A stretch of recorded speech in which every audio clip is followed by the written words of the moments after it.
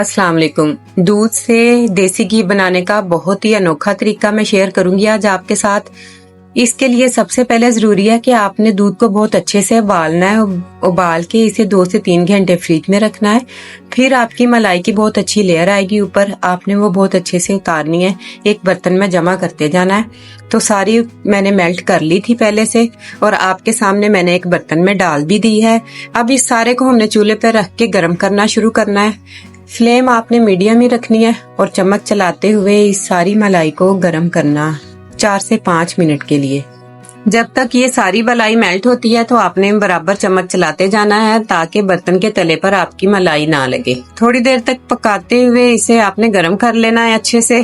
सारी मेल्ट हो चुकी है। अब एक बर्तन में बहुत ठंडा बर्फ वाला पानी लेना है और पानी इसमें डाल देना है। इस बर्फ वाला पानी डालने से क्या होगा कि हमारा सारा जो घी है ना वो ऊपर की तरफ आ जाएगा थोड़ी देर पकाने के बाद, और जो दूध है ना वो नीचे बैठ जाएगा, तो दोनों अलग हो जाएंगे। ये ऐसा तरीका मैं आपसे शेयर कर रही हूँ। ना तो हम इसमें जग में मक्खन बना रहे हैं, ना हम इसमें मदानी यूज कर रहे हैं, और ना ही कोई और लंबा सा मेथड है। जस्ट हमने मलाई डायरेक्ट बर्तन में डाली है, उसको मेल्ट किया और आपके सामने बहुत इजी तरीके से हम इससे देसी घी बनाएंगे। अब ये सारा मेल्ट हो चुका है, घी हमारा ऊपर आ गया था, तो मैंने एक दूसरे बर्तन में इसको एक छन्नी की मदद से छान लिया है, जिससे जो हमारे छाछ थी इस मलाई में वो सारी हमने अलग छान ली है। इसे आप यूज कर सकते हैं, बच्चे खा सकते हैं, किसी मीठे में इस्तेमाल कर सकते हैं, जैसे आप चाहें इसको इस्तेमाल करें।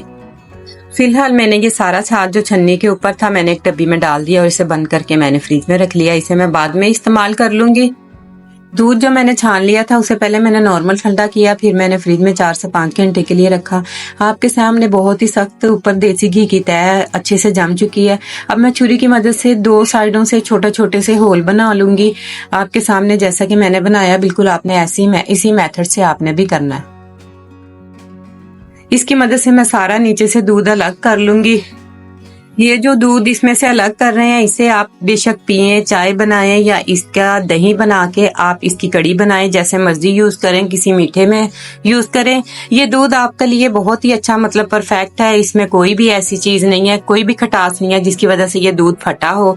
बिल्कुल ये सही दूध है। मैं आपको चेक करवाती हूँ एक गिलास में डाल के, और आप इसकी थिकनेस चेक कीजिएगा कि कैसी है, जैसी फ्रेश दूध की होती है। हालांकि हमने इसमें पानी भी डाला था, पकाया था, लेकिन बिल्कुल अभी भी ये बहुत अच्छा थिक सा दूध हमारे पास आ चुका है। ये आप देख सकते हैं। इसे आप पिए, चाय बनाएं, जैसे मर्जी आप इस्तेमाल कर सकते हैं। आप देख सकते हैं कि बिना मेहनत किए हमारे पास दूध भी बहुत अच्छे से अलग हो चुका है, और जो घी है ना वो भी अलग हो गया। जिस बर्तन में घी था वो मैंने बर्तन अब चूल्हे पे रख दिया है पकाने के लिए।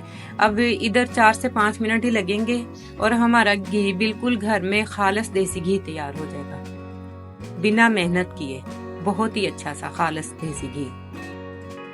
थोड़ी देर के लिए पकाएंगे, हमारा घी तैयार हो जाएगा और इसमें ना ही हमारा बर्तन जलेगा। जो नई नई बच्चियां घी बनाती हैं, जिनके लिए बड़ी मुश्किल आती है, उनके लिए ये बहुत ही इजी मेथड है। इस तरीके से आप खालिस घी घर में बहुत ही इजी तरीके से तैयार कर सकते हैं, और वो भी बिना टाइम जाया किए और बिना मेहनत लगाए और बिना इसको किसी जग में और मदानी इस्तेमाल किए हुए।